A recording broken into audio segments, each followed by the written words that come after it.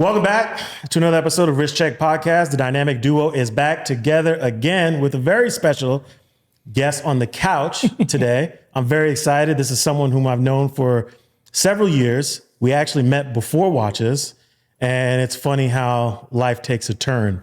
But this evening, we have none other than Mark Kauzlarich from Hodinkee. How's it going, dude? What's Thanks up, my man? Yeah.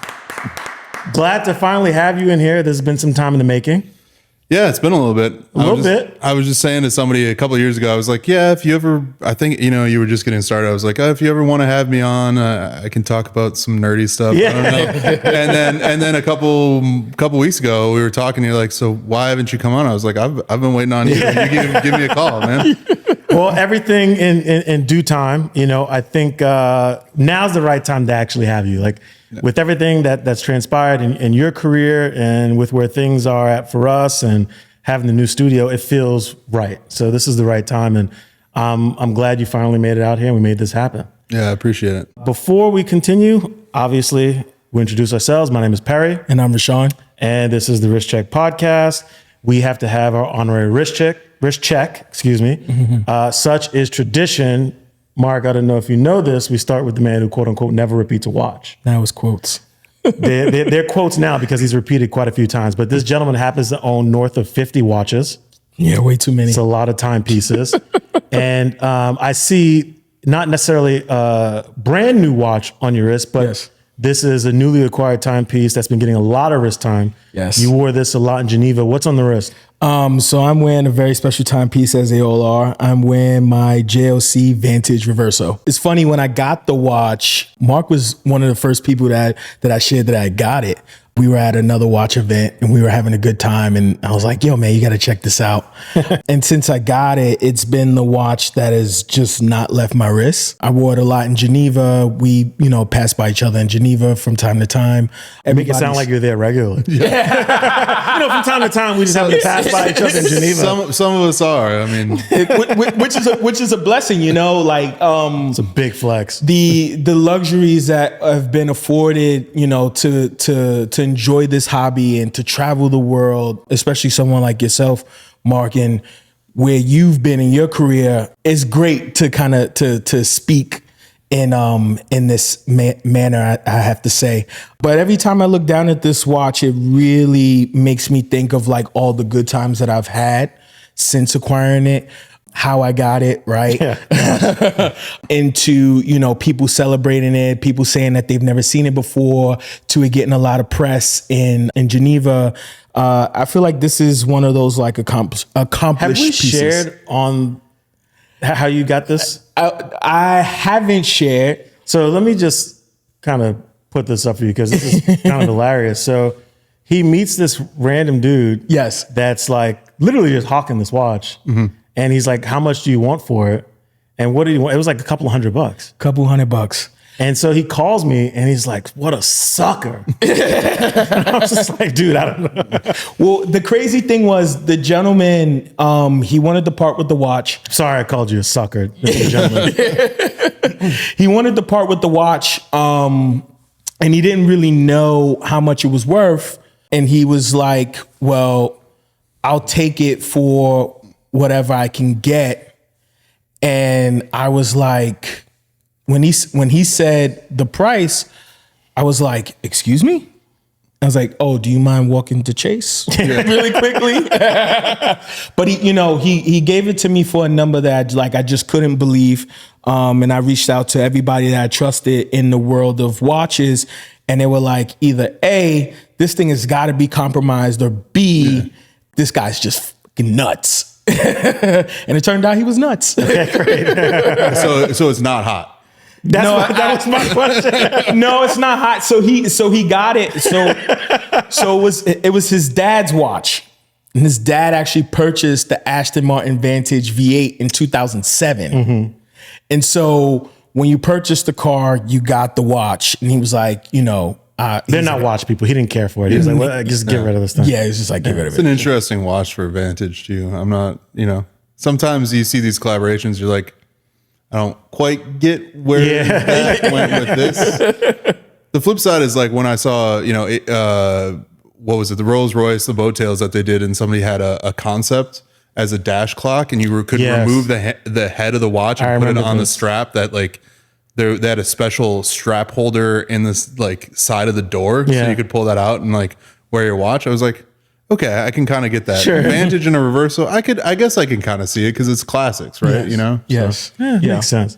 But I'm so happy that I have it. It's a great piece, man. I'm happy it makes you happy. You got a lot of wrist time, and it looks like you're enjoying it. And the car, you can get in the car yet? I got to work on the car. $400 for the car. Yeah, that would be great, wouldn't it? We'll work on the car soon. That's hilarious. I'll go next. We'll save our guest of honor for last. I'm wearing I shared it on the show. It's a new watch. I haven't taken it off. It's AP. Yes. 15-510, blue dial, steel. I'm enjoying it very much. Yeah. Yeah. It's funny too, because I think we, when you did share, I'm wearing a lot more blue lately. Yeah, I see. Yeah. We were like freaking out. We were freaking out when you got the call too, because we were on our way to Geneva, and you got the call, and you was like, "Yo, like, it's happening." And I was like, "Oh, it's happening!" Yeah, and it was a really, really big deal, and we got to celebrate. Shout out to Thomas. We were like changing from a layover flight, and we were just like talking about it, and it was great to see how excited you were about the watch. I'm still in disbelief. Yeah. Yeah, it's crazy. I mean, we came a long way. That we have. Mark, you've come a long way. Goro chains and Rolexes. Yes. I feel like for me, like the Rolex was a big deal. So I'm wearing a GMT-Master II, a Pepsi, that was always the thing for me. Before I was at Hodinkee, I was a photojournalist. And so I knew early on if I was going to get a Pepsi, I wanted a modern Pepsi. As much as I love, like, specifically, I really love the 6542s, like the OG with the Bakelite bezel, but that's so fragile. And I knew I'm tough on my watches. I would need a modern watch.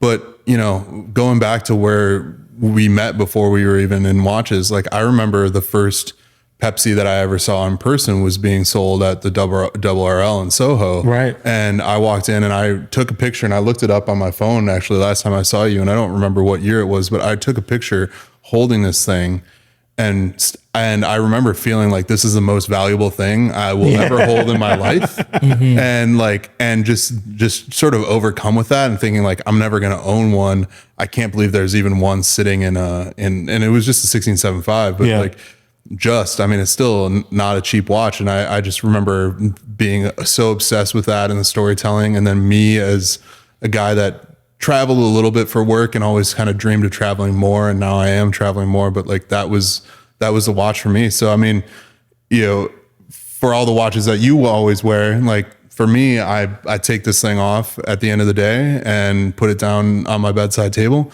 In the morning I get up, I put it back on. I've got a lot of really nice watches and a lot of ones that mean a lot to me. And I think just for convenience sake, this is the one that I wear the most.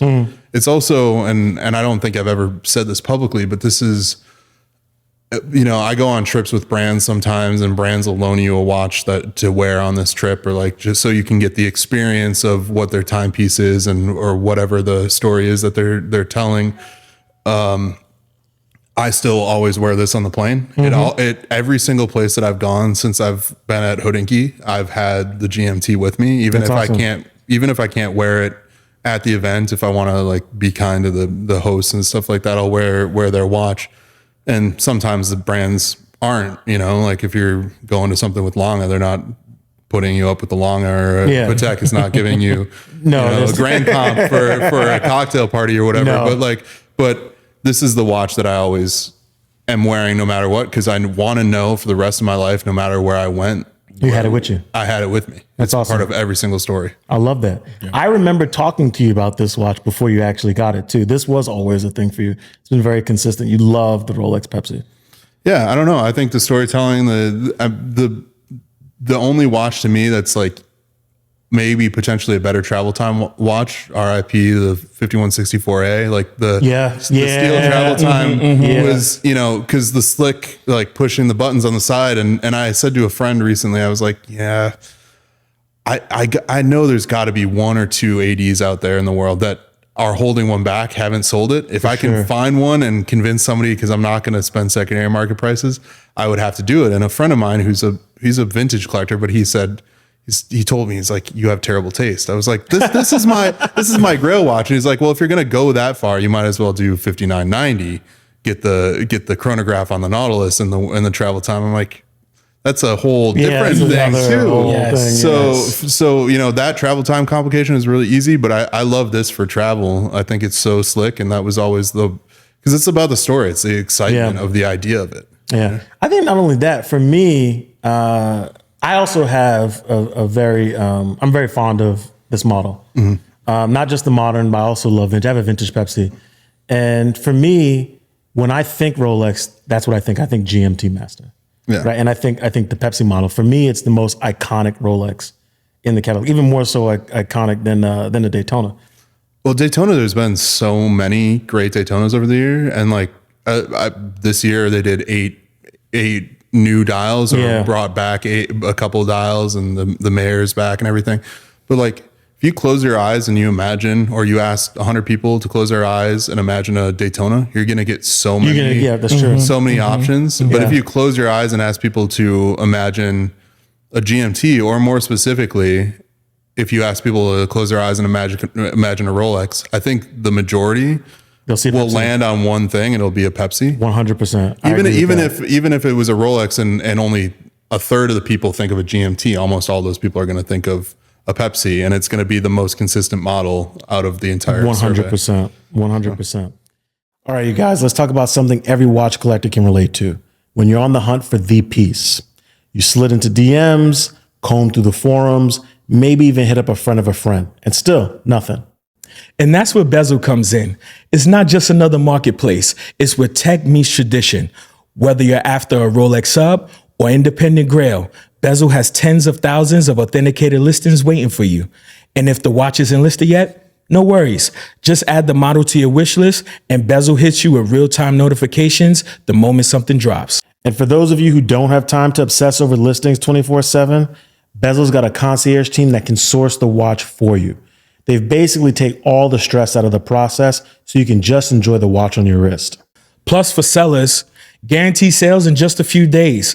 Thanks to the auction feature, it's a win-win, whether you're buying or selling. So if you're ready to make your next move in this watch game, hit up Bezel, and trust me, you'll wish you'd done it sooner. Okay, so getting to the thick of things. When we originally met, you were mainly doing photography, and I think you were working freelance. At the time that we met, you were working with Nat Geo. Yeah, so good chance to clarify, because a lot of people, and this is like deep in the weeds in ways that I don't think a lot of people would care, but I, all due respect to my colleagues, photojournalists that have been commissioned by National Geographic in the world of the Nat Geo sphere, there's sort of two different things, right? Okay. There's the people that get the commission from the magazine, from an editor, they're sometimes sent out for months or a year to shoot a story. Then there's what I did, which was I had an idea for a story, and I met an editor at Nat Geo who said, I like this, but I need to see it develop some more. You should apply for a grant at the National Geographic Society. So This is the nonprofit arm of National Geographic. If you're awarded a grant, which I was awarded an early career grant, and then later I got a COVID grant for COVID storytelling, and then I was also a part of a leadership program at the National Geographic Society. It's a nonprofit. So you are called a National Geographic Explorer. That's the title that you get when you get a grant, which is really cool. It is a little different, but for most people, when you're talking to them, it's just, it's Nat Geo. And I always want to show respect to the people, because if you go on and look at the careers of a lot of these people, there's actually like a kind of a union that these photographers are in. And if you go to their website, they list all of the injuries and stuff that people have had. And it's like, 4 people have been shot, and 3 people have been in a plane crash, and 72 cases of malaria and all these things. And so credit to them. I was not doing that, but I was doing my own thing, and I was telling stories as a photojournalist, particularly about rural America. And then I was working for Wall Street Journal and Reuters and Bloomberg and New York Times, Time Magazine, that kind of stuff as a photojournalist. So, right. I mean, the difference being I think I do a lot of photography now in the watch space. I would say I'm doing more product photography and maybe some portraiture, whereas before the the goal of the photos that I was taking was to tell a complete story within the photos. Whereas now, like, the photos help support the conversation that we're having about whatever topic it is, but it's not sort of a holistic view. It's a different kind of thing. How did you make that transition from what you were doing before to Hodinkee?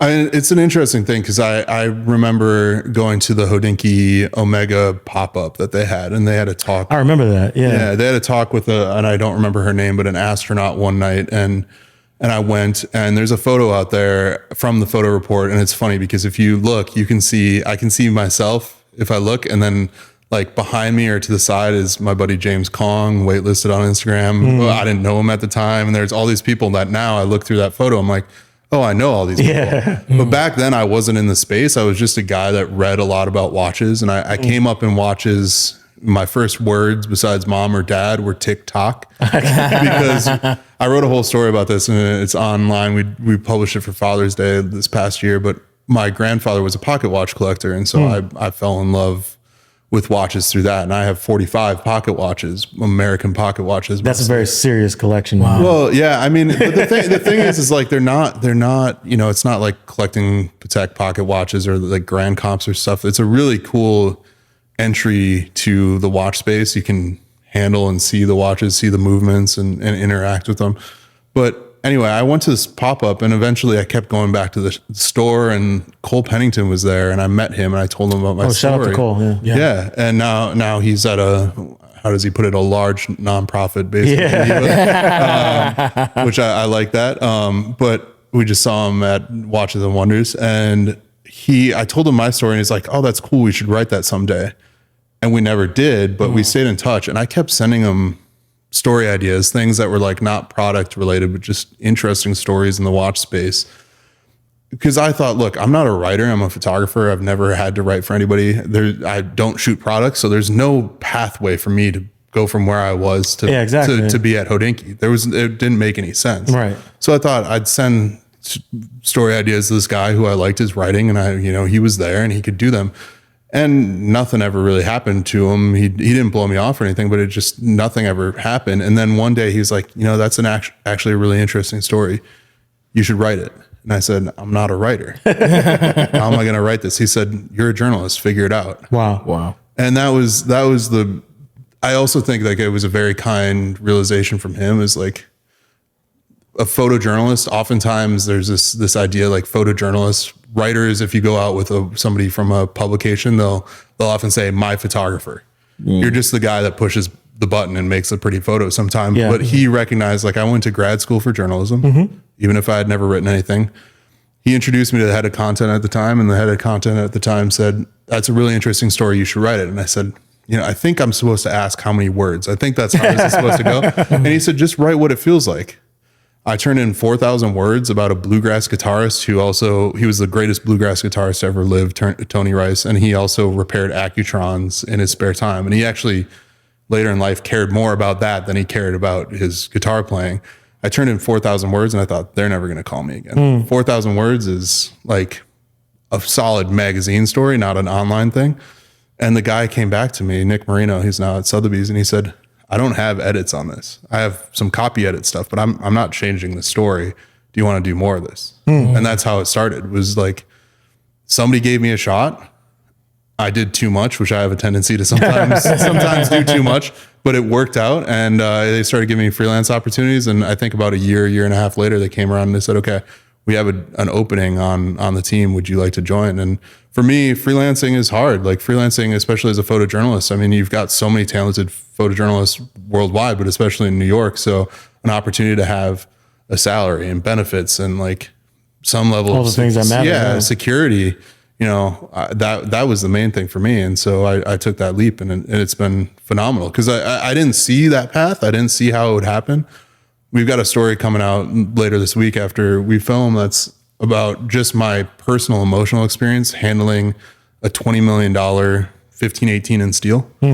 That's another watch that I knew about. I read about. I knew the whole story, but there was no path for me to go from that guy to handling a 1518 in steel. There's only 4 of them and they're asking $20 million. Turns out the path is just doing what I was doing. And then eventually one day I'd walk down into a gallery down the stairs and a guy would be standing there holding that watch and be crazy. like, yeah, you want to try it on? Yeah. Wow. So you just never know how it's going to work out. Yeah. So I wanna chime in on your experience and speak to the power of like the degrees of separation, because that kind of is what our experience has been in being surreal, going from sharing our passion and our hobby to then meeting our heroes and actually like calling them friends or acquaintances. So I want to ask, you know, throughout your career, especially in the watch world, has there been anyone that you've met that like literally jaw dropping, like, I can't even believe that I'm sharing this experience? I mean, yeah, but I think like I want to start with somebody actually that it's like sort of not the big names, but like shout out to Jacek Kozubek at Tropical Watch. Like I said I had a 1803, a President that I brought with me today, and I'm not wearing, but I brought it, and that dude saw me, not like my work, but saw me as a person in a time that I really needed somebody to like recognize who I was and what I cared about and how hard I was working. And he was just starting Tropical Watch at the time, and we connected. And I think it's people like that like, he's never asked me for anything. You know, I at some point I want to do something with them. Like whether it's, we have our 4+1 stories where we profile people. You were on 4+1, like do something, because I think he's one of the most genuine people. And I put a lot of stock in that. And this is business, right? Like I understand, I go into meetings with people and there are people that I'm there because they want coverage and, you know, and they like, you can feel sometimes the business aspect and then that's how it is. Like nothing against that. But part of the deal as a photojournalist, especially in the stuff that I did when I worked in sort of more uneasy situations, like I covered Ferguson as a grad student, and like you have to learn how to read people. And so I can walk into a situation and read somebody, and I know, like, do they want something from me, or are they just being legit? And Jacek's never been somebody that I've ever felt that way. He's also one of the rare dealers like to talk shit about each other. Oh, do they? We were just having this conversation. He's one of the rare people that I've never heard a bad word about. I love that. From another dealer. And so like start with him, but go all the way up to 2 years ago. I went to a museum in the Valley de Joux in Le Sentier, the Espace Horlogère, and it's like the local watchmaking museum, but it's right between JLC and like AP's right around there, and everybody, all the brands kind of chip in, but it's its own independent thing. And I'm randomly talking for an hour and a half with Philippe Dufour. It's awesome. And it's just like, you know, again, how did I get there? Yeah. And then a couple months later, I'm at his 70th birthday party. It's awesome. And like, that was like, again, I understand, I work at Hodinkee and I know that portion of it. I'm not ignorant to that, but you still have to be the kind of person that somebody will want around. Last year. Yeah. Just because you're in the position you are, everyone's still not afforded those experiences. And I don't say that to brag. I just say, like, I always try to remember, because I'm also like, I'm always very clear. Like, I'm not the person that's buying this stuff. Like I get to be lucky as a conduit for the experience of the object, but when you get, like, the object should be relatively self-explanatory. You see something and it's either good or it's not, it speaks to you or it isn't. But then, like, beyond that, it's like the people and the motivation. And so I can kind of leapfrog some of that, like, oh, you know, I really love this, and I want you to know that I really love this in a way that I hope you pick up on, that I'm going to come to you and ask you to buy it. Well, we're talking about an $80,000 watch. I'm not having that conversation. Yeah. So I can kind of, like, we can talk about the thing, we can talk about the inspiration, but then I can get past that and talk about the people. And I guess, yeah, I mean, people like John Mayer. I was at AP Social Club last year in Milan, and I was sitting next to him at dinner, and it was because of him and Ben and John Goldberger. Like, Aro is another friend of mine. Like, the people that did the early Talking Watches, that I got into this. Like, I got that deep into it, and all of a sudden, I'm not calling up Mayer, but I could call up Goldberger right now and ask him a question about a watch. And, like, I think that's the special thing. It's not the objects, but the people and the relationships that you build with really good people. Totally agree. All right, let's be real. Buying watches can be a little stressful. You're navigating through a sea of listings, wondering if that mint condition piece is really mint, hoping you're not about to drop some serious cash on something sketchy. Into Bezel. These guys built a platform where every watch goes through an authentication process. We're talking old school watchmakers who know their stuff, checking every detail. They even smell the papers. And no, I'm not kidding. And here's the kicker. Bezel isn't just for seasoned collectors. Whether you're spending $1,000 or $100,000, they've got a high-touch concierge service that will guide you through the entire process. You get a real human interaction, not some chatbot giving you the runaround. And if you're selling, their auction platform guarantees a sale in days, not months. So whether you're adding or offloading, Bezel makes sure it's smooth sailing. So next time you're eyeing that dream piece or looking to make room for a new one, check out Bezel. They've taken the hassle out of collecting so you can just enjoy the journey.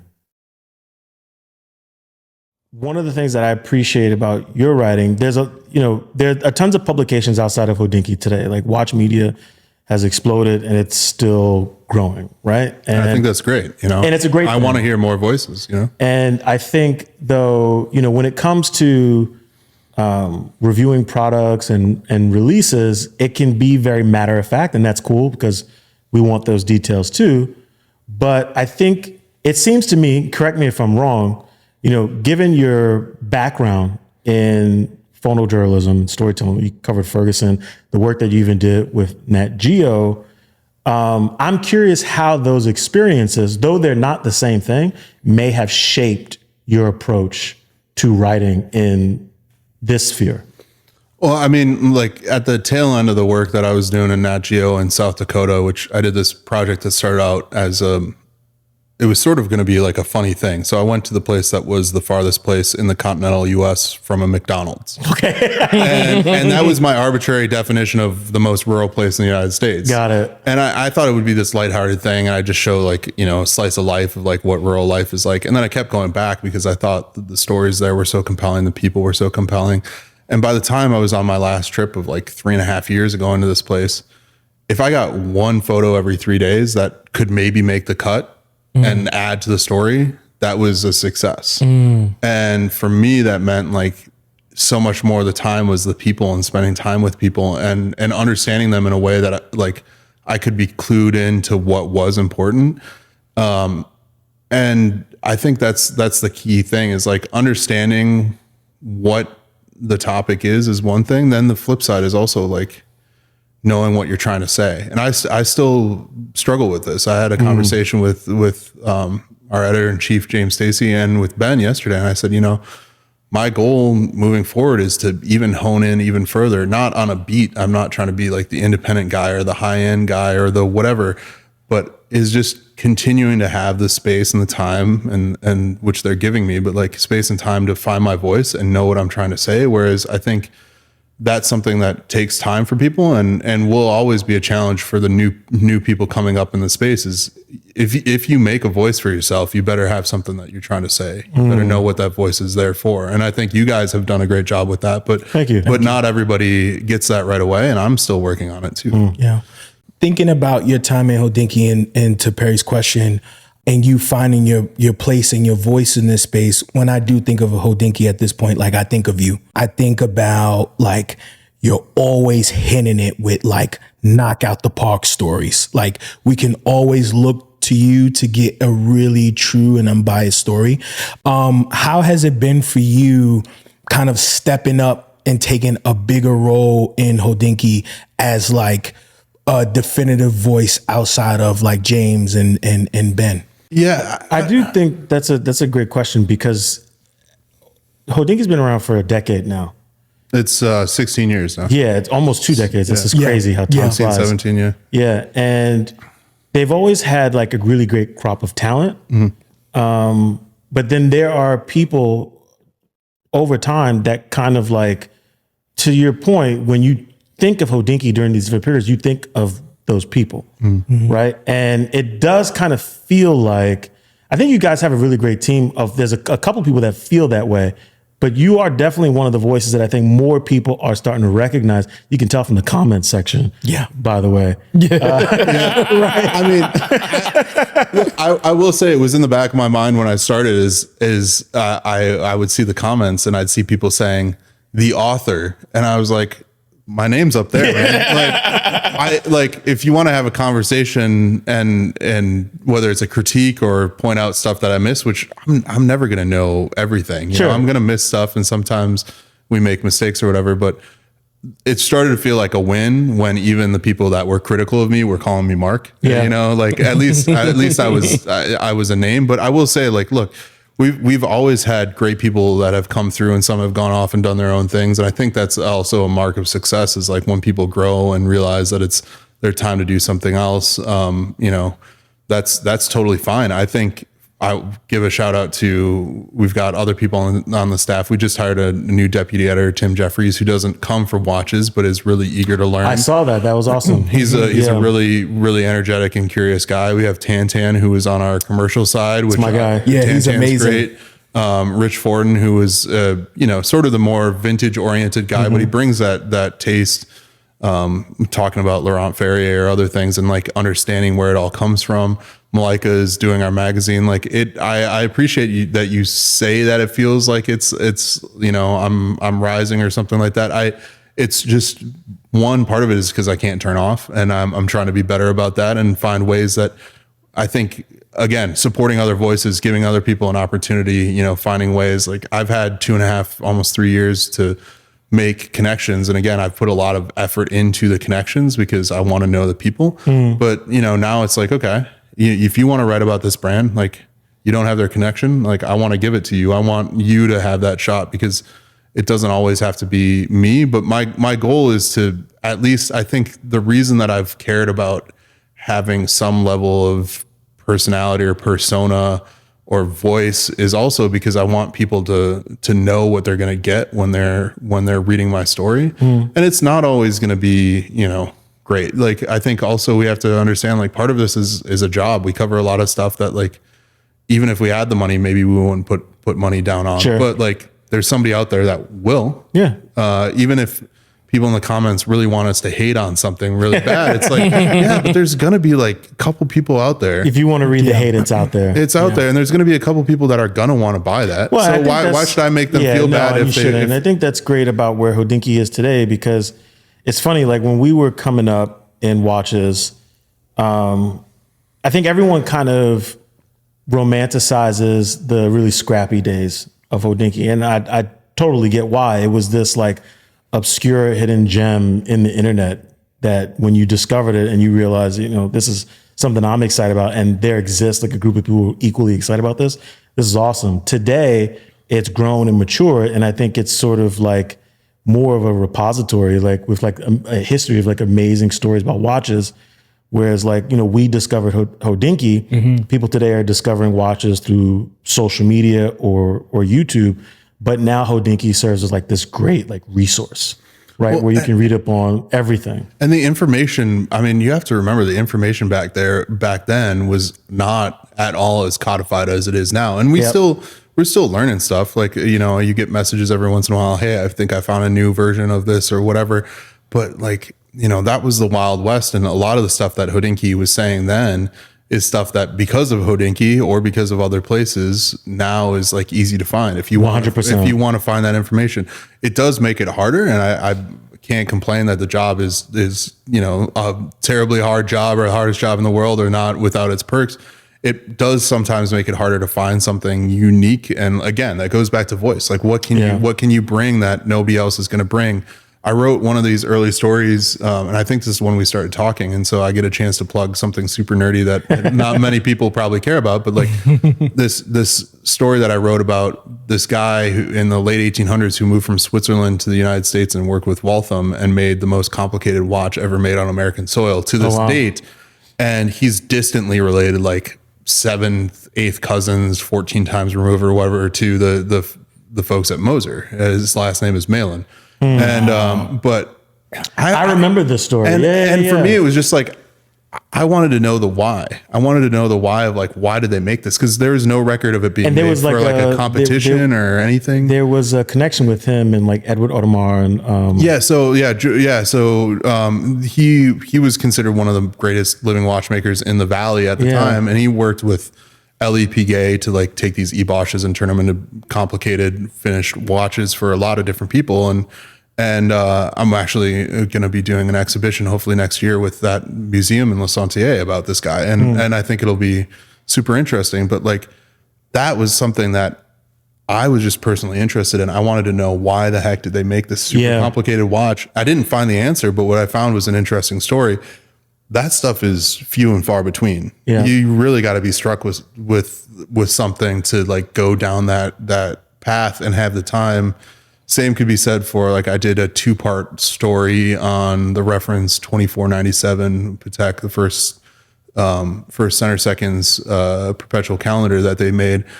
And I made the argument for changing a little bit of the scholarship, and it all changed. It all started because I found one version of that watch that hasn't come to auction, I think in 12, 13 years. I was so fascinated by that watch that I wanted to understand the rest of the entire reference. Yeah. You know, I just took information from a lot of different places and put it in one spot. But things like that, again, it's really hard now to do. So again, it goes back to the voice. Like, can you find a voice that is saying something interesting, or can you find a way to look at something that nobody's ever looked at it before? And that's the same thing with any kind of journalism that I've ever worked in. I want to touch on the photography for a moment too. You know, given your background and the type of photography that you used to do, now you're doing what you call it product shots. I look at it. I mean, I like pictures of watches. So I don't think it's a bad thing. I wouldn't quite call it product shots. I think you're taking much better photos than some of the brands do of their own product. But I'm curious about your approach. You know, obviously, they're just photographs of watches. But I do know from knowing you and speaking with you, there is a level of care that you take into everything that you do. Mm-hmm. And I'm curious if, like, what's your approach to watch photography? You know, is it the same as you're handling a watch that's $1 million versus a piece that's $100? Like, what is sort of your philosophy and approach around this? I mean, there's a couple of things that jumped to mind. First of all, shout out again to James Kong. James is a beast. But he's who taught me how to shoot watches. Oh, like, really? I basically, and I will admit this every chance that anybody ever asks me, like, I stole everything from James. Like, okay. I've seen his setup that he shoots at home, and I've dialed mine back for portability or whatever. And in some ways it works well, and some I still struggle, and I don't use a tripod ever because I'm just trying to get through a lot of shots at once, and whereas he's much more meticulous. And then beyond that, shout out to Ming Thien, who runs Ming, the brand, who is kind of who taught James how to shoot watches. And so I say, like, I'm Ming's grandchild in terms of, like, that's awesome. in the watch photography thing. But I mean, I think there's basic rules that apply for handling watches. I also wrote about this in this 1518 Steel story that'll come out. Is like basic things is like handle things with respect. You see some of these watches that have gone through the gauntlet of like press previews, been sent all over, and they come back and like there's gouges out of the cases on some of these watches. Like I don't understand what people are doing to some of these watches, and I feel bad for the people that put their time and effort and money into this, and they trust you with their product but like basic rules of, like, same if you go to an auction, like, first of all, don't put a watch crown side down. Yeah. Like the stem is super fragile, even if it's a modern watch, like you never know. Don't set the time on your wrist or like manipulate the crown on your wrist. Don't play with the chronograph. Don't play with the minute repeater unless you have permission, that kind of stuff. And it's the same that applies to the photography. But for me, I think it's kind of funny because once I dialed in the photography aspect of it, like, it was pretty plug and play for most of this stuff. Like I know what I'm getting into. I know the settings before I even, I use a flash for almost all of it. The only downside is I feel like it's gotten a little repetitive, and I keep kicking around, like, how can I shake things up? Because I want it to look more real. I have a setup that works anywhere I go, and I can get a good photo. but it doesn't feel the same as some of the lifestyle stuff. So A Collected Man does really great photography work. And I really want to like find a way to shake things up in the near future for me. But I don't know. I think I look at people who watch me photograph and have some basic knowledge of a camera, and I'm just waiting for everybody else to steal it. Like, because it really, to me, it's self-explanatory. You look at the setup and you can figure out what I'm doing if you know photography. And like, I'm just waiting for 40 other people out there to suddenly start shooting the same style of photos at Watches and Wonders, because it works. You know? Yeah. And doubling down on Perry's comment about like your level of care. One interview that I loved that you did was the UBS series, and you kind of led the House of Craft, and you led a conversation with Todd Snyder. Yeah. And the reason why I bring that up is because we're fashion guys, right? And like you like all the things we like as well. I think he's a fashion guy too. You see that chain on his that's neck? what I'm saying. It's crazy. Like I will say I don't wear the chain out very much, but I knew there would be people that would get it, and I expect that I would get 2 shout outs on it for podcast. But like what I enjoyed the most about your conversation was that you were able to mesh and blend so many different like elements in terms of quality, care, and then history, because you and Todd were like bouncing off of each other, you know, talking about inspiration of watches to fashion to everything in between. So I want to ask, where did that keen eye for care come in for you? I mean, I just Todd is an interesting thing because I like his clothes. They're expensive now. Yeah, it's gotten up there, but I mean, it is what it used to be. Like what I think, you know, I do wear some J. Crew too, but it's more like what J. Crew used to be. And you know, I like their stuff, but I think like I did maybe like 10 minutes of prep for that interview. Mm-hmm. Like I knew a little bit about his backstory, but I didn't want to read all the interviews he had done or like what questions other people had asked. Like I try to keep the blinders on as much as possible, which keep it natural. You know, I also would press watch companies to do that a little bit more. I've been thinking about a lot of that lately, as I'm seeing a lot of like narrowing to the same product, but like the more you can kind of keep yourself in mind and less what everybody else is doing, I think that's the thing. But I mean, I knew he was from the Midwest. I knew we had something to talk about, and you guys know, like a conversation is a conversation. Like I think they sent maybe some talking points about like his history, not like talking points that we had to talk about, but like a little background or what he's been doing lately. And I just thought like, I'm going to ask a question and then the response will get me thinking about something. And then I'm going to, you know, it's like holding a normal conversation with a normal human being in any other circumstance. And so for me, it's like, I care about the details, but you know, if you have somebody that you have a rapport with, you can pull on a thread and go the next level. Well, 100%. I want to bring up another story real quick. Selfishly, I want to talk about this $24.99 story you did about Jay-Z. Oh yeah, that was. I was like, I've written about a $24.99. Man, that was only what, a year ago? I know. So what's funny is I don't remember how this happened exactly, but somehow we got into contact, and you couldn't publish the story.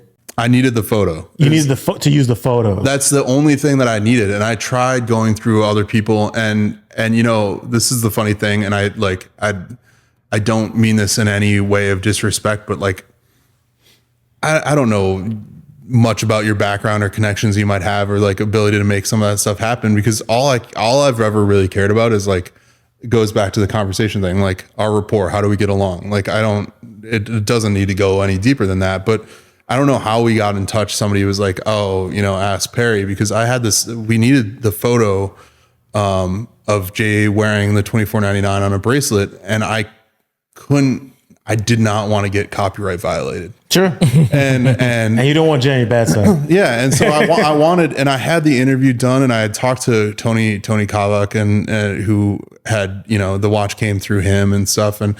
And I knew the balance of how to tell a story in a way that like would make everybody happy with how, you know, and not that there's anything that would make anybody unhappy, but like there's this level of sensitivity that you want to show with a story like that with somebody like Jay, and out of respect, and like, but I needed the photos, and like people don't understand also, like you see a lot of people on Instagram sharing photos that they don't have copyright to, or like screenshots of Getty and stuff like that. Like the fine for that, if it's a registered copyright, is I think it's 3 times whatever what they would have charged for the licensing of that.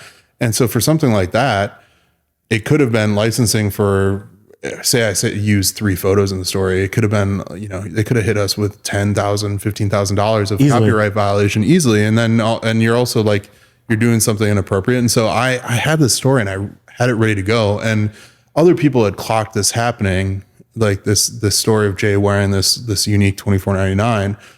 But I was so sure that somebody was eventually going to run a whole story like I had written, and I had put a lot of effort into asking the right questions and putting it together.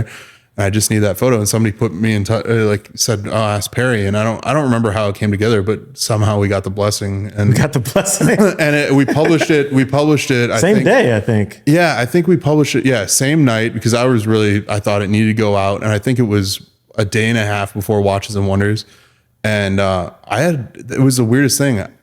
I don't know that I'd really been recognized, and my face was not on it. I don't know how, but like I got stopped a couple of times at Watches and Wonders by people that were like, that story. Like they clocked that story. And for me, it was a fascinating pop culture moment. But even Michael Friedman came up to me and he's like, hey, he was working on a project that I think is paused, but he's like, I want to talk to you about that. Like, I want to interview you about writing the story. I'm like, that's not, again, it's about the story. It's not me. Sure. But it was interesting that he found it so interesting that I was able to put the pieces together. So thank you for that. But man, that feels like it was. I was waiting for it because Perri pushed the button, and that was big. It wasn't that big. Listen, I don't know Jay personally. I met him twice. We don't have a relationship. I'm hoping one day that we can have him on the show, but you never know. But no, we had just done an interview not that long before that with Alex, and me and Alex have a great rapport. Someone I talk to fairly often. We talk about watches. Yeah, and I just said, "Hey, man, me and Alex have such a decent rapport. I felt comfortable hitting him up. I was like, yo, these guys are trying to publish this story. It's more than likely amazing. Can we get Jay to push the button on this?" And I think he did in a matter of like an hour. Like, it was kind of crazy. But what was really cool about that was, for me, it felt good to just be part of it. Mm-hmm. But I think also the fact that like knowing that like Jay is still reachable in that sense and pays attention. Like, I love that, I heard after he read the story and he loved the story. He did. He appreciated like the framing that made it clear that he was being thoughtful about the things that he was buying. 100%. And that was what was important for me, for that to come out, is because this is someone whom, we look up to in a myriad of ways as a business professional, his history as an entertainer, and even now as a watch collector. I think the assortment that he's curating along with the help of Alex and others is pretty amazing. But it's also inviting more people into the conversation and amplifying those voices. So shout out to you for writing that story.